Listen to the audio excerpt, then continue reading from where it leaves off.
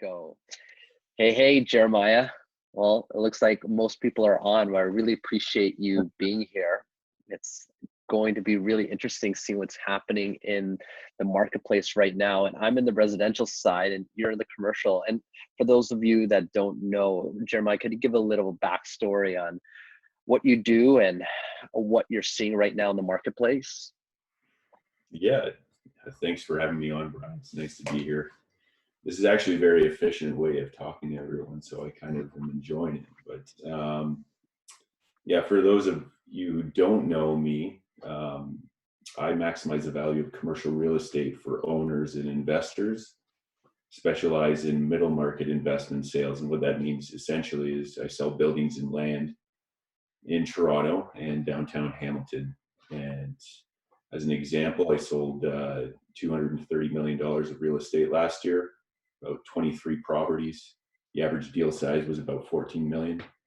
So usually doing deals in and around that size, but last year we did a deal as high as 75 million. So kind of all things commercial, building sales and land sales here in the city.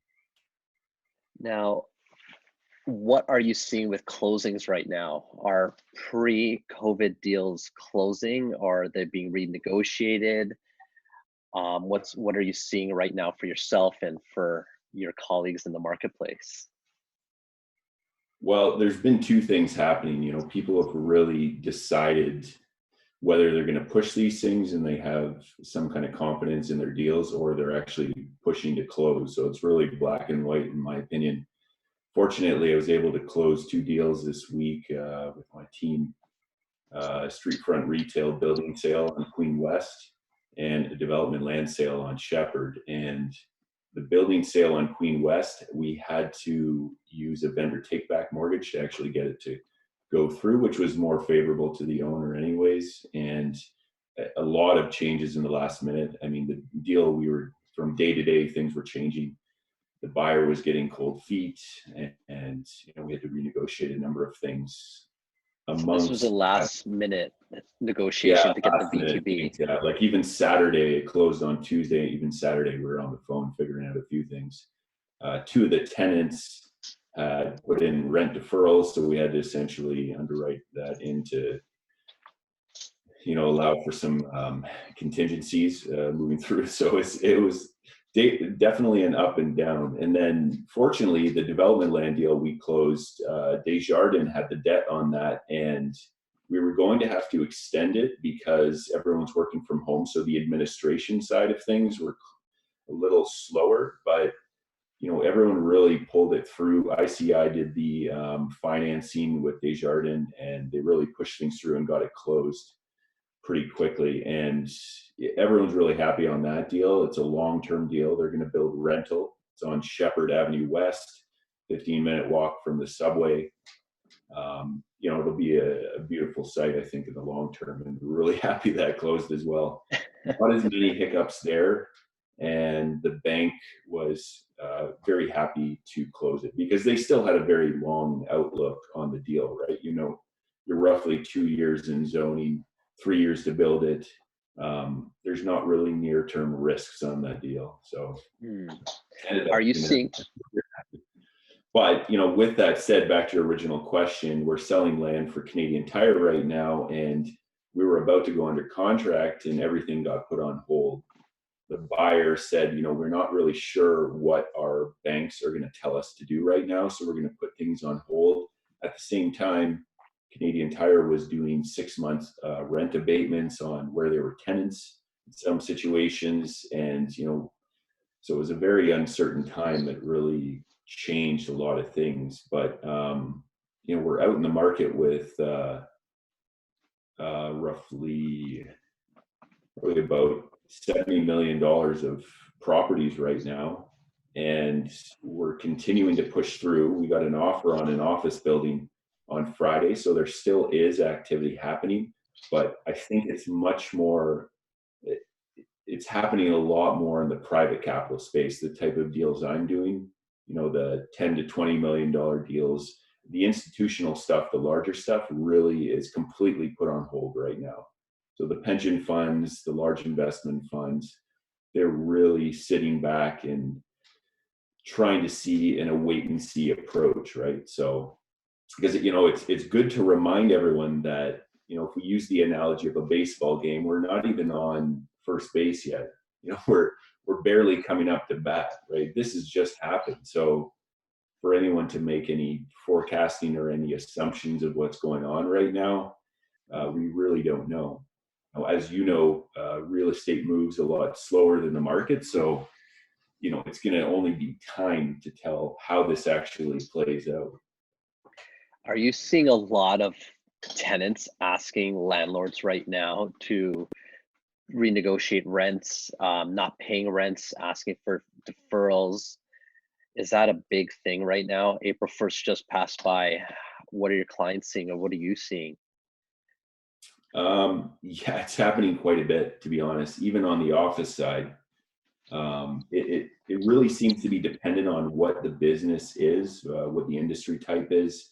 On all of our retail deals, I would say 60% of the tenants are asking for deferrals. We're selling a single tenant KFC right now. KFC actually sent a letter, and they didn't even say a timeline. They just said, we're not paying rent. We'll let you know when we're paying rent. So, and Canadian Tire's doing 6 months. Trek Bicycles ask for 3 months. A few of the other local guys are asking for 3 months. Everyone's really hoping and optimistic that this is ending by the summer. But for the larger tenants with more clout, they're pushing it out because some of these guys have 2,000 stores, right? So they're really in a wait and see scenario, right? So I'd say across the board, though, it's a good 60%. We're doing a few sales of Scotiabanks right now, single net investment sales as well, and the Scotias are not closed. We have an RBC in a retail plaza. The RBC is not closed. A few grocery stores, those aren't closed either. So there are tenants that are still working through this, and I really like a thesis actually a friend of mine came up with, really, but the idea of which businesses are resilient to deal with it.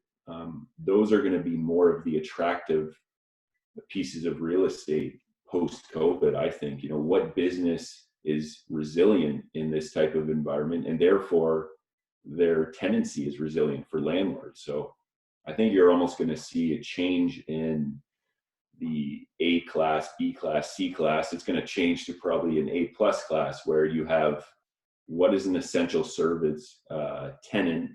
Are they resilient in the post-COVID world? And you're going to get a premium on that, right? So grocery stores, banks, these sort of things. That's wild. And so 60%, are they just not paying rent with the intention of maybe renegotiating something and paying it later, or just saying, we're not paying at all and until this is sorted out, and the landlord's going to have to eat the cost for those months?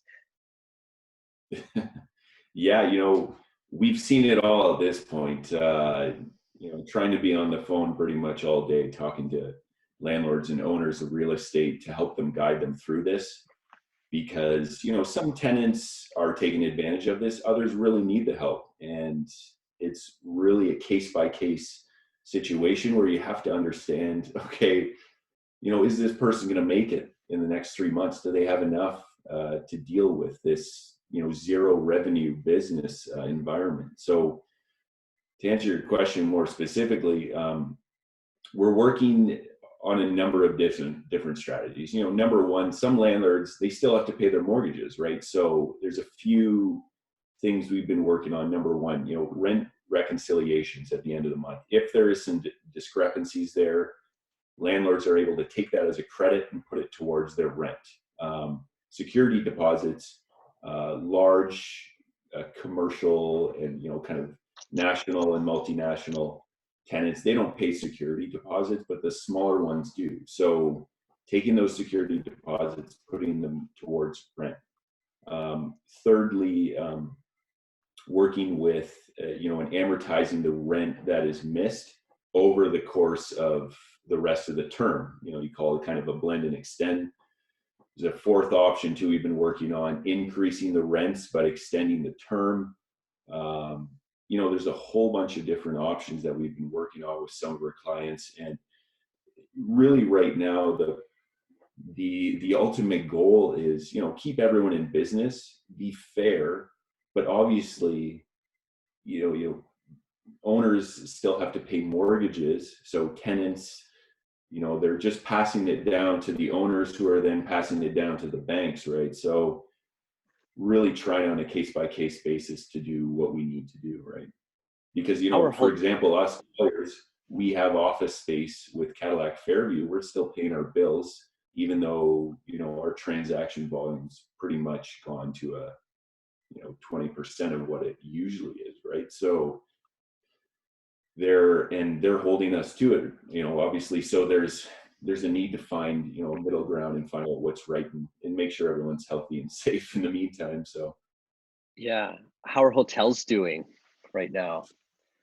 you And know what do you what, foresee? hotels are, that is a weird one. And I think I saw Justin Fong on this call from the Annex Hotel listening in. He's a prime example. He has a boutique hotel on Bloor Street at Brunswick, and they have 24 rooms. And they saw this early on. They actually shut their doors early on. And I think his reasoning was, stop the bleeding now, put your expenses down as low as possible, and wait to understand what's going to happen. And I think a lot of the hotels are doing that. I was on a call with our managing director of Colliers Hotels earlier this week, webinar rather, and hearing from across the country what all the hotel owners are doing. They're all pretty much at 10% occupancy.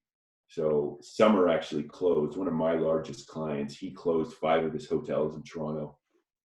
And the stat that was used is it's costing them $1,000 per room per month in a zero revenue environment. So, it's significant cost, and you really feel for these guys.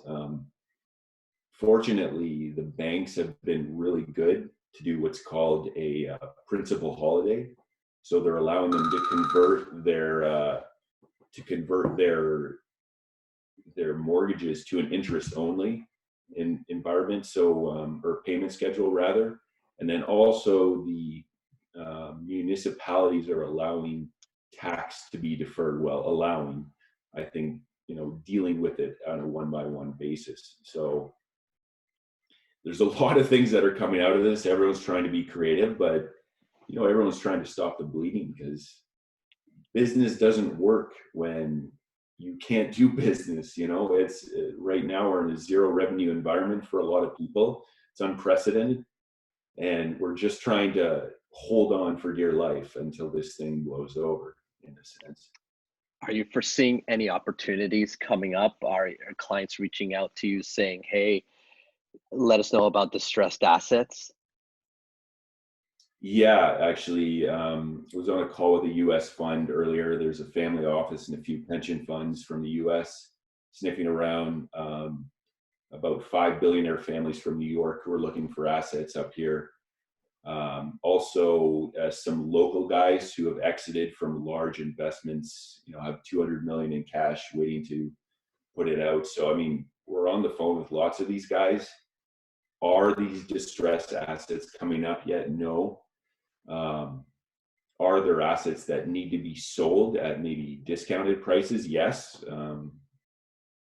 We're actually out in the market with a development land piece that the owner really would like to sell. We're not going to sell it at a discounted price, but it's going to be a much more fair price from what you would see in pre-COVID environments, right? Now, what do you see happening with post-COVID? Are office spaces going to be as valuable? Like, how is that going to look with retail? There's going to be more mixing of uses, so people are not as exposed. Like, what do you foresee happening? It's a good question. I really can't forecast what's going to happen, because, again, I don't even think we're at first base. I can't begin to tell you what's going to happen. I think anyone that is just, they have no clue. I think that what is apparent is that this is going to stick in people's minds. They're going to have to underwrite black swan events, right? How do we understand what we do in an environment where we go to zero revenue, where the world stops, right? So people are going to start to understand, and again, this is, an idea from my friend, is what businesses are really resilient to these types of common worldly pandemic issues, right? So how can you be resilient in that business? And that's going to translate into commercial real estate in a sense of what tenants are resilient, right? I'd like to think that actually the development industry is probably one of the most resilient industries if the debt is still there, if the banks are still funding, right? Because, as we know, in real estate in Toronto, the zoning process is so long, the construction cycle is so long, that we're able to deal with long cycles where we don't have to necessarily deal with the short-term pain, right? So if you looked at the stock market, in a sense, we've had a decrease in the stock market quicker than any other recession in history, I believe the stat is. And what that goes to show is that the world is moving so much quicker. So how do you create resiliencies that you can get through that 1 to 2 year cycle? So I guess to answer your question specifically, again, tendencies like grocery stores, banks, essential services things, home hardwares, these types of things, Home Depots, these may be considered more resilient in post-COVID world. And those tendencies and therefore cap rates may be considered more attractive, right? When it comes to office buildings and tenancies, businesses that are tech-based, cloud-based, digital, virtual, all these types of businesses may be considered more resilient, right? Something that can happen regardless of if people are outside, right? Like right now, I think that will get a bump. There's always going to be a need for, the stuff that we're doing. Are we converting to virtual? Yes, but, is real estate going to take a hit? Absolutely, right? So I don't really know what's going to happen, but I just suspect that these resilient businesses and virtual digital businesses will do quite well in the new world. Call it post-COVID. Amazing. So when we're talking about distressed assets, you got Cresford. Yeah. Huge bomb dropped at not a really good time. First of all, oh my gosh, it is really unprecedented to have these 3 big sites come up. One YSL seems to be okay because Timber Creek's involved with it. What do you know about Halo, 33 Yorkville, and Clover? Well, I mean, there's been a lot of noise circulating, and even before the receiverships came out, I mean, a number of us were talking about it because we knew, something was happening. At PwC dealing with the receivership now is, obviously very high profile. We're not exactly sure how it's going to be played out right now. Will there be a stalking horse bid, meaning that, will there be someone who is close enough to have some equity in the deal or part of the debt where they will want to buy out the project themselves? We're not exactly sure yet. BCIMC holds the most debt. That's British Columbia's pension fund. And I suspect that they're probably very overweighted in real estate right now because their equity portfolio, so, the stock market has gone down 30%, meaning that when they balance their portfolio, if real estate was to be 20% in the past, now 20% of that real estate will now be almost like 50% because the equity side has gone down 30, right? I'm just, talking about hypothetically. I don't know the exact figures, but I suspect that BCIMC doesn't want to be in a deal like this or other real estate deals like this. So they may want to make sure they stay whole for their investors and the pensioners, but it might get passed on to someone else. So I do suspect, though, backing up my question before or my comment before, that although the development industry is quite resilient, the timing of any development site right now, if they are in their pre-marketing phase or construction phase and they're dealing with a stop on their construction and they're dealing with increased cost on their construction labor and hard cost rather, they're going to be in a really tight situation similar to Cresford. So I suspect that there will be other development sites that come under receivership right now. I don't think a Now, lot, but I so I wanted to do a screen share quickly, and with the just showing that this is some pressures is going to be faced by a lot of developers if they haven't broken ground. So in the statement of claim that is circulating online, we have Cresford, like all major developers, secure third-party mortgage financing to find significant portion of its construction development costs. Lenders agree to fund based upon a detailed information to ensure funds are properly used. Actually, excuse me, let me just find it here. Here.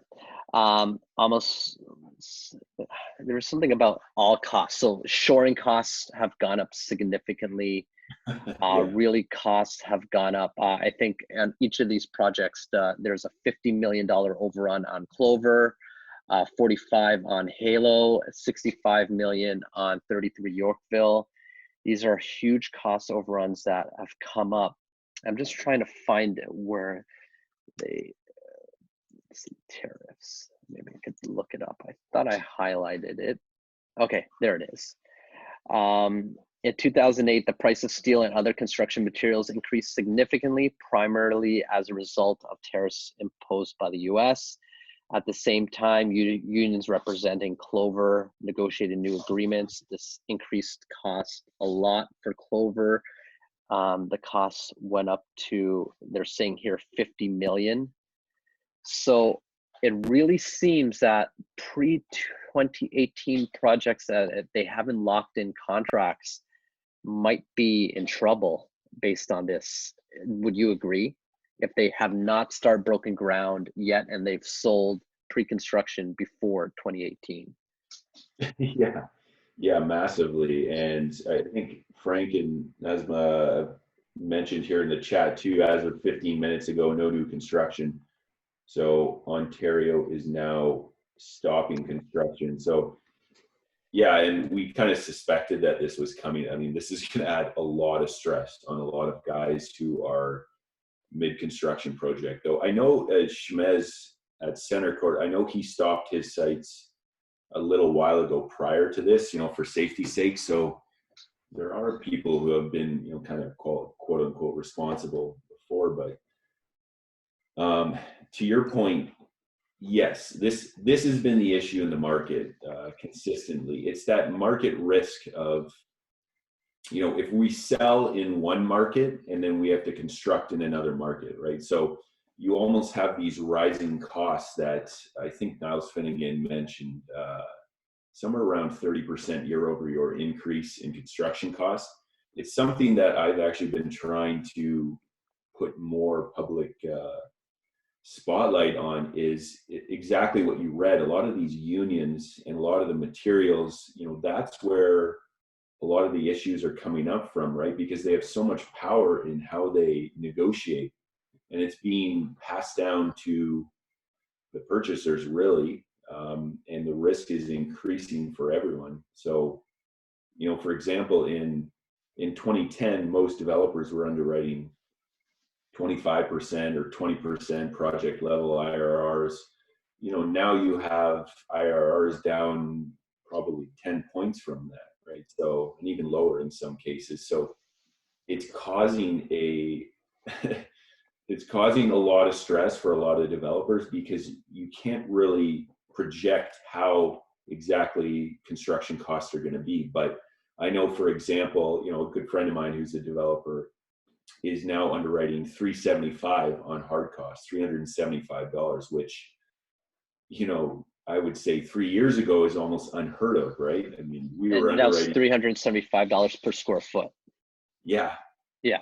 So everyone is assuming these massive increases, and then you have other things on the soft costs that are increasing as well, like parkland and education levies. So there's really a lot of stress on that industry right now to be very conservative in how they buy sites and buy land, because these costs are changing so quickly. And again, like you said, if you sold your site in 2018 and you started building 12 to 18 months after into where we are now, you're probably going to have to change 20% of your cost, which you originally underwrote. So that's why you see smart developers like Center Court, like Capital, um, Build selling right sites away. and build right away. And actually, more importantly, they're going out to their tendering before they're even finished. So when they're going and doing their applications, they're doing working drawings right away. They're doing everything completed before they even hit the ground with the sales, right? So I think that's the new norm. I got here a spreadsheet of the Cresford and their sites. So Halo, they came out at 882 per square foot. 33 Yorkville, 1500 per square foot.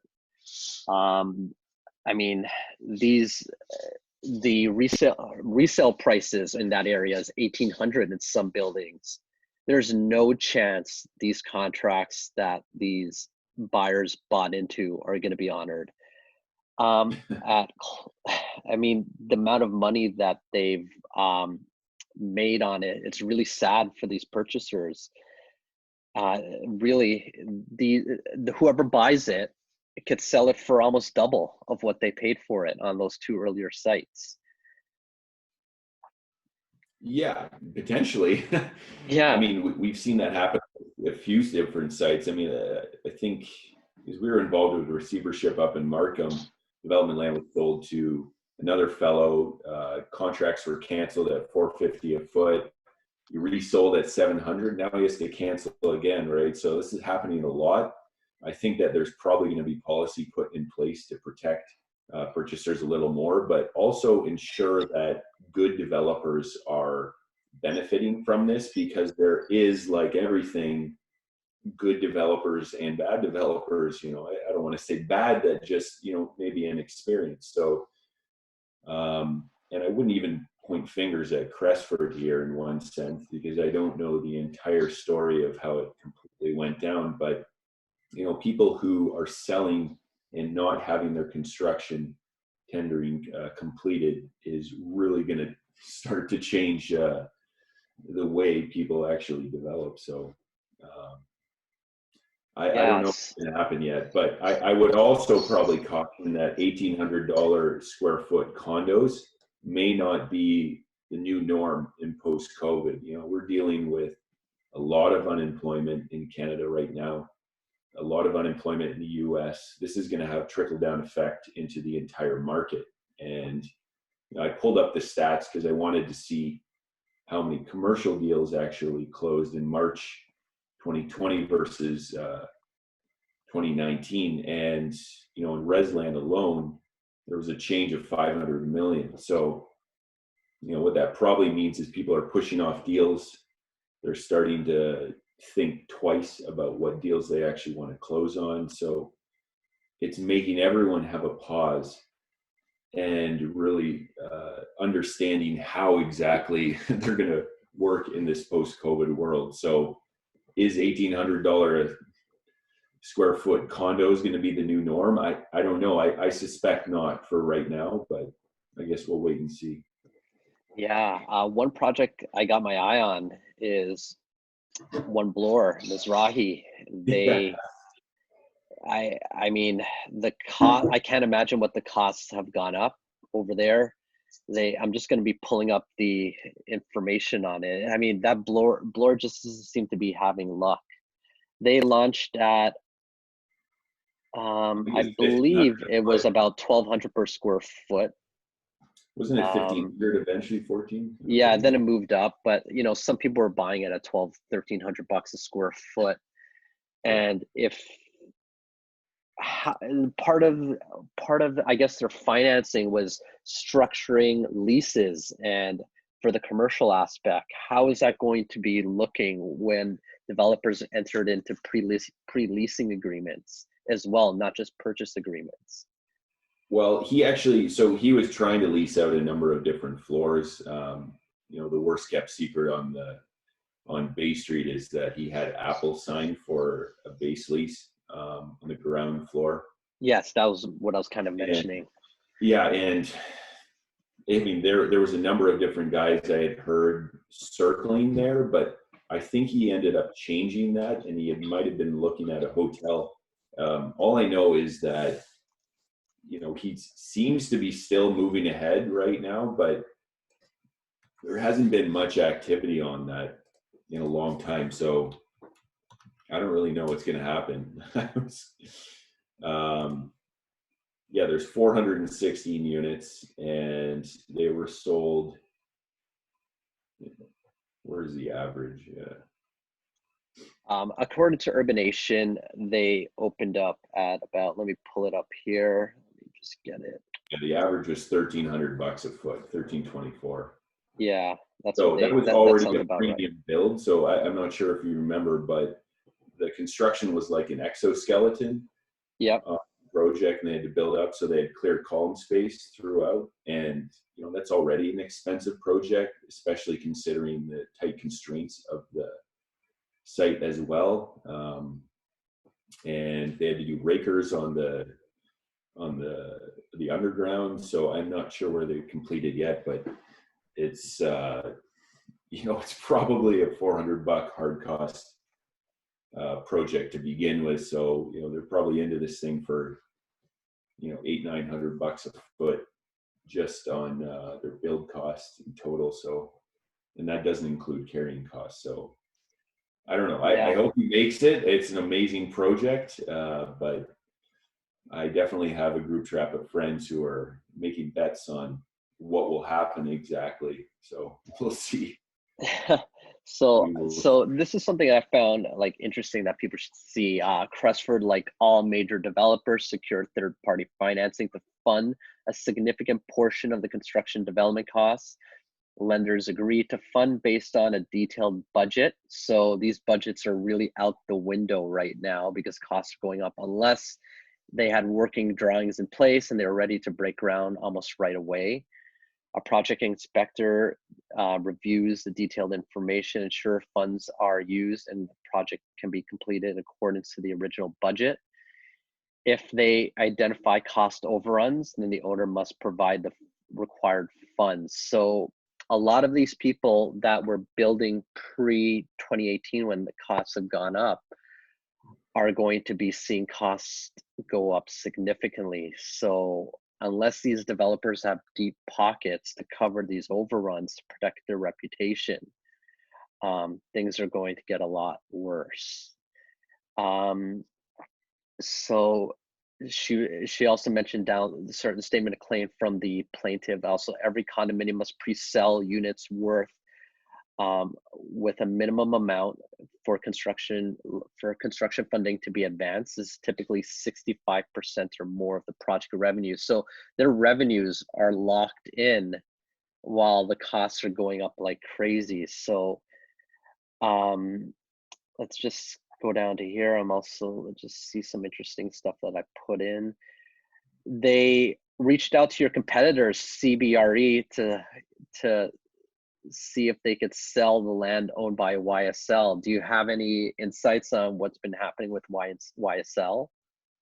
Yeah, so Peter Sen sold the land originally, and so that's why they had worked together, potentially resell it, I believe, at CB. So, but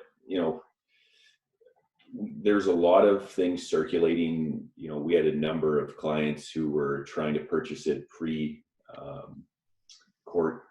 receivership, and there's really kind of nothing that was going to happen until it was going to go to the court. So I'm not entirely sure where everyone is with this right now, but I know, we have still a number of investors who are looking to at least bid on this, when it does come to the courts. So, but PwC has the receivership, so they'll probably be coming out with public announcement on when exactly that will go to bid, or if some of the debt will get paid out by BCIMC, will then choose their own partner afterwards. So there's a number of different ways this can go right now. But when you mention the third party financing, a lot of developers will syndicate out the GP portion. So in a GPLP structure, you have a significant amount of the equity required to go into the project. So the cash down that isn't a mortgage or a debt in some sense is then funded by LP, so limited partners. But then the general partner, who's technically the developer, sometimes they will further syndicate out their equity piece. They sometimes call it a sponsor. So that is what it sounds like Cresford was doing. Not abnormal. It depends on how much he had syndicated out. But it looks like he structured it more like a loan, according to that statement. So it looks like Cresford did not actually make any of these equity investments. It's hard to comment on this right now because this was coming from one side and not from Mr. Casey, right? So you got to take it with a grain of salt. But what is the standard in the development industry is that in GPLP structures, the GP will sometimes syndicate out their piece, and that comes as part of strategic investors, people they want who have specific skill sets to be on the GP side. And, totally dependent on a deal by deal basis, I guess I would say. Yeah. So when you mean GP, that would be like the development company where you see the branding. That would be like, for example, Cresford in that case, like where you see the company's logo and everything else. Yeah. So typical deals, right? There's a lot of different deals that are done in this industry, but that's a fairly standard typical deal. Yeah. So it looks like they just got hit with costs rising significantly. What do you foresee happening with, for example, Clover? They're almost like complete. I mean, we're looking at pictures right now. It's unprecedented to have a project where it's this far into construction. I mean, the only thing I could think of is 11 St. Joseph, where they started reselling it almost as a resale building. Mm-hmm. Yeah, you know what? I tend to think that one of the main debt holders will bring in someone to finish the developments. Kind of a court-appointed developer. That would be my sense, or they'll just pay them out and bring in their own partner to finish it off. Because you don't want to see a lot of that waste happen right now. The other side of it too is that BCIMC has a large rental portfolio. If they can actually underwrite this as a rental program, maybe they'll buy out the purchasers and close on it and lease it out, right? I mean, these are all options. I haven't done the analysis on them yet because we don't really know which way it's going, but I really suspect, for a building that's almost completed, it doesn't make sense to really go out and find a new developer to come and finish it unless there's going to be pretty thin margins on that. So I'm sure it could happen, but I suspect more so, the stalking horse, the guys who hold the debt, will buy it out, finish it themselves, bring in a developer as a fee for service type thing to finish off the construction and finish off the registration and then completion of the condos, is my sense. And in that case, you think it could either stay as a condo where they would hold the units and they would be the owner of the units after returning the purchasers' deposits and canceling their contract, and maybe keep it as a rental with individual condo units? No, I don't think that'll happen on Clover. I think that could happen on the other projects, but time will tell. A lot of these projects have really high condo prices. So they're not going to make sense as rentals right now. But again, back to the COVID situation at hand, are those prices going to be the new norm in the post-COVID world? I don't know. I suspect not, but I don't know. Again, I can't forecast. I'm not, you know. Yeah, I mean, I haven't really heard of people saying that they expect significant price drops to last Oh, long. that's, yeah. I've been Yeah, having this debate constantly. I mean, Toronto prices are so sticky. Um, but, oh, see you later, Frank. One of the guys financing these deals is taken off. But yeah, prices are very sticky. But again, we're at a demand issue here. So if the demand continues, sure, prices will probably stay. Will they see a significant price drop? I don't know. I don't think more than 15%, but again, I really can't comment on it because I don't know what's going to happen. All I know is that if people are losing their jobs and they can't pay their mortgages, if the banks start to foresee higher risk in the market and therefore increasing their yields on mortgages, then we're going to see a bit of a snowball effect, and I think we'll see volume stop for a bit, and I think we'll see pricing stay where it is, or some kind of decrease. I mean, with these decreases coupled with rising construction costs, that would stall Yeah. like builders from launching stuff altogether. We got an interesting question here.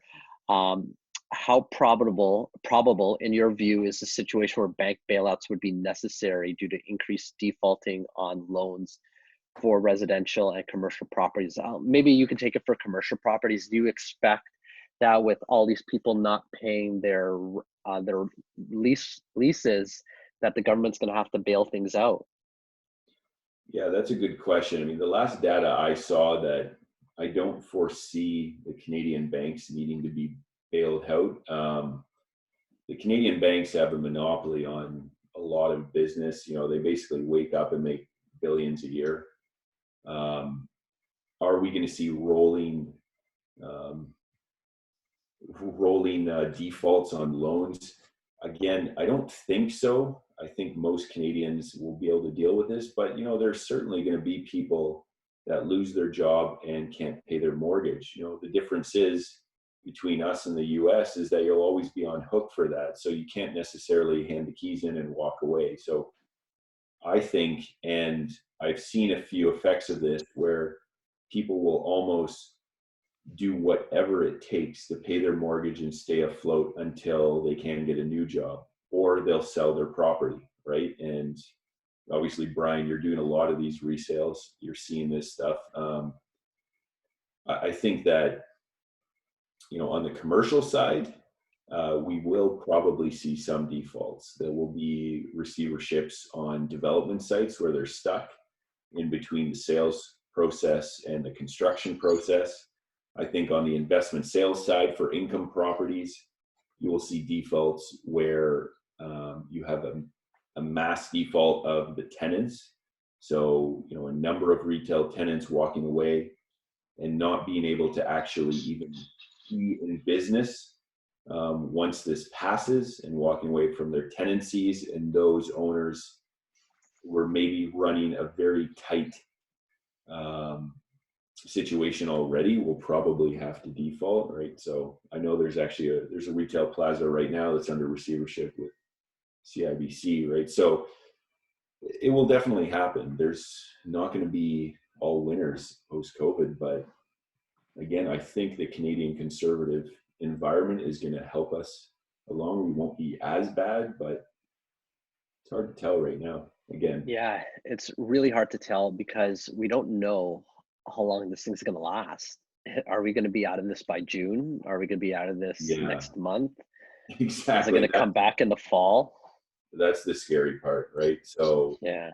we're in April right now, May, June, and then they're saying 12 weeks. So we're essentially into July, right? So I would hope that everyone can just be responsible and stay at home so we can really, as they say, flatten the curve and deal with this now. But, eventually, you'll have to do something to open up the economy, right? Because um, you'll have probably a lot of issues of people in bankruptcy and all these different issues that surround people not making money, right? So I don't know what'll happen, but it'll be pretty scary if we continue to stay in this situation for even past 3 6 months.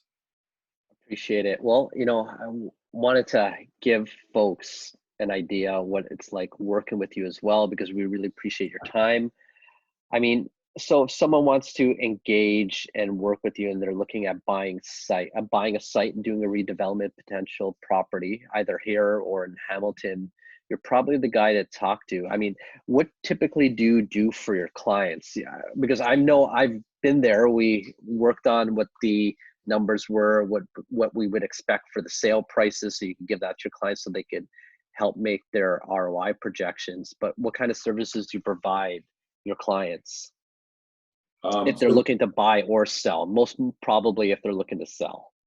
yeah, mostly my business is sell side. So I represent owners in a sales process. We do have a distribution list in which we send out to buyers. It's always good to meet buyers and understand what they're looking for. But my business is set up to represent owners to maximize the value of their either building or land.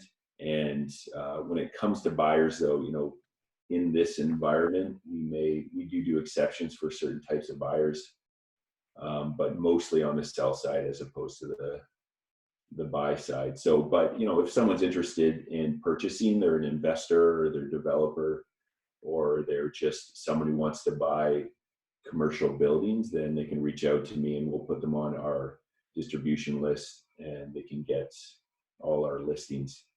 Absolutely. And for your seller clients, you could go and they would see, hey, Jeremiah, I got this piece of land, thinking about selling it. You'd come in, you would evaluate it based on its potential, and then you put it out to groups of buyers you think that have the capability of doing it and closing it and making it happen. Yeah.